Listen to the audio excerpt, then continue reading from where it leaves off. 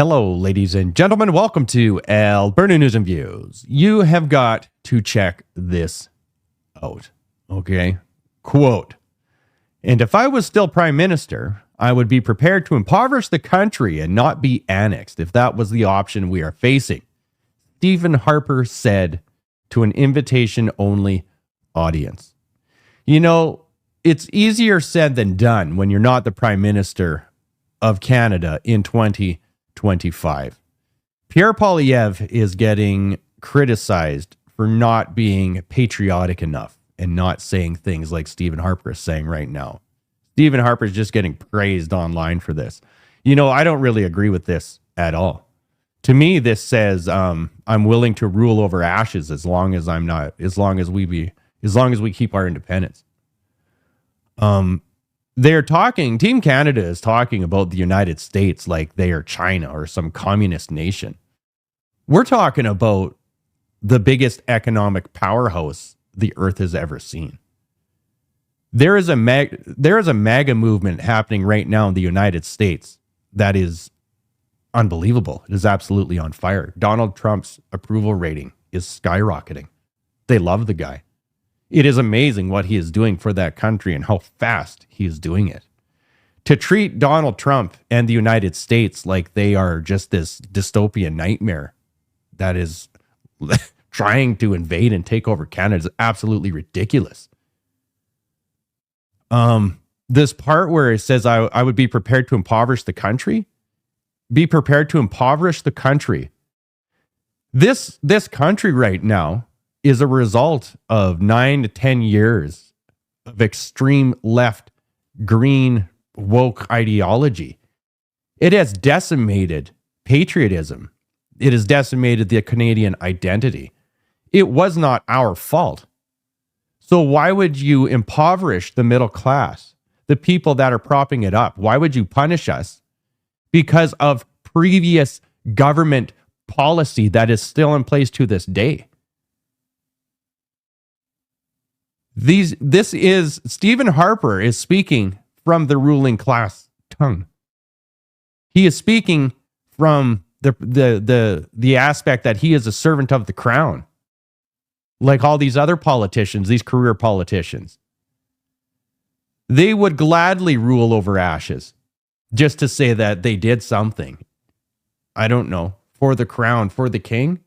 I honestly have no idea where they're coming from. Stephen Harper goes on to say, "Now, because I do not think that if Trump were determined, he could really do wide structural and economic damage, but I wouldn't accept that. I would accept any level of damage to preserve the independence of the country." Well, these days, we're not independent. We're not. Right now, we're arguing over interprovincial trade, which is absolutely ridiculous. Did you know the United States got rid of that shit over 100 years ago, I believe? Not Canada. So 4 out of 10 young Canadians, if the deal was right, would gladly be part of the United States of America. 4 out of 10 young Canadians. And with proper marketing and a great campaign, that could easily be higher. Canada is not independent. Alberta had lost control of our resources in 1980 with Trudeau Sr. There is a sucking noise coming from Ontario, coming from Ottawa and Quebec, stealing our money. There's all these backroom deals. Canada is a monopoly. They are talking about this right now in the United States with milk. Quebec said, nope, off the table. We are not negotiating milk. We're not negotiating anything. This is not a serious country. During the implementation of the Emergencies Act, the top court in Canada literally said that it breached the charter rights of Canadians. And nothing happened. That doesn't scream independence to me. Preserve the independence of the country? I don't feel independent. The United States has the Constitution. They have a right to free speech. In Canada, we have a right to expression, freedom of expression. And these aren't even rights. It's not written up as a right. It's written up as a privilege. You see the difference between the United States and Canada. The United States has rights enshrined in a constitution protected by the people with a right to bear arms. To talk like the United States is just some communist hellscape is absolutely ridiculous. Continuing on, he says, important in that is to have a plan of how we would reorient our economy. So after you burn it down, we better have a plan to build it back up. So we would recover that prosperity again. Is Canada really prosperous right now? Canadians are getting literally taxed to death. Our money, our hard-earned money, is being taken from us. And why? Where is this prosperity? I'm not that old. And year over year, I am watching all of our social structures get decimated, especially healthcare, education. Our infrastructure is in steady decline. Our cities are not getting bigger, brighter, and more beautiful. They are not. Sorry, but not sorry. There is drugs and crime and homelessness, these camps. This is not prosperity. That we got big, big problems. This Canada we have right now is a different beast altogether. And it has deep, deep systemic corruption that will need to get cut out and decimated. All roads lead to Western independence, provincial independence. The federal government must be dissolved. Complete reform. It is the only way. See Argentina for details. Our government could easily get cut by 40% and no one would even notice. Did you know that I believe it's 25% of the GDP in Canada is employed by government, is propped up by government. That is a staggering number. When I believe in other in the G7, the closest is like 15%. On average, I believe it's around 7% globally. And Canada is at 25%. It's a bureaucracy. It is absolutely disgusting. All of the premiers met in Washington, and this is just another hypocritical pile of shit that comes out of Ottawa. Danielle Smith, the best premier in Canada, gets criticized, called a Nazi and a traitor and all this crap because she believed in diplomacy instead of the hammer, dealing with Donald Trump. So she would go to Washington. And they criticized her for doing that. Who does she think she is? Well, it worked. She deserves an apology, and it works so well now that all of the premiers got together and they all went to Washington to work out a deal. And a little side note, I have no idea why Wab Canoe, can somebody explain this to me? Why does he always have this shit-eating grin? In every press conference, all the time, he has this grin, and I don't know why. Like, does he have an illness or something? Like, what is this? What is it with that? It's creepy. Anyway, listen to this. I'm showing you this because it's refreshing.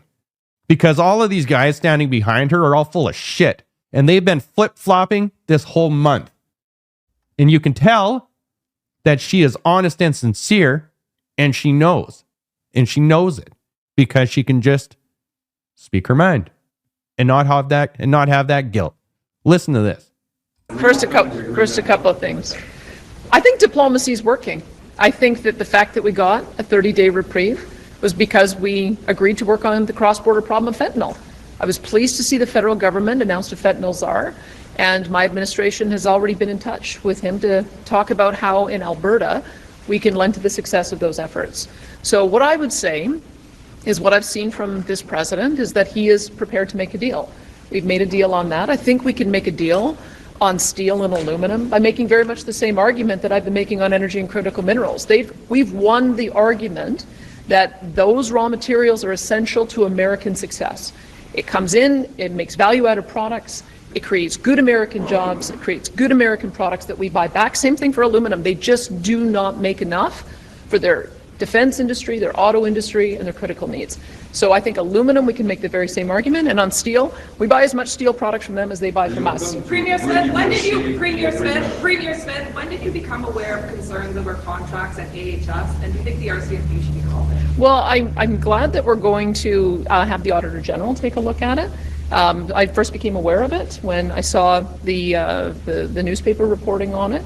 And we're interested in hearing what the Auditor General has to say. We've already set up a shared file so that they can get all of the documents that we have to see if there is any wrongdoing. If there's wrongdoing, we'd like to get to the bottom of it. And if there isn't, we need to find out why AHS is standing in the way of charter surgical centres. How did you not know what your chief of staff was up to if the allegations were true? Well, we've been asking for 8 months for any, as I understand it, from my health minister, for any indication of wrongdoing. We've not seen any. So I think we have to see if there's any wrongdoing first. And if there is, then we have to clean it up. Do you still have confidence? Do you still have confidence in your health minister? Do you still have confidence in your health minister? I still have confidence in my health minister. Okay, Thank you. guys, so the Premier said today on to the next meeting. On USMCA, it has to be renegotiated. I think we have to remember we've got two sets of tariffs. This first tariff was about dealing with the fentanyl crisis, and I think that we have satisfied the president that we're working on that. The second round of tariffs will come with the renegotiation of USMCA.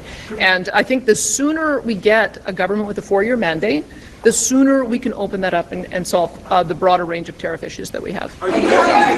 You know, there's a big difference and a contrast with her and all these other guys. These other guys are willing to say they've done it before. That's how they are where they are. They were willing to say and do whatever it takes to get into politics and stay in politics. And they've done it so much now that they are contradicting themselves. They are hypocrites.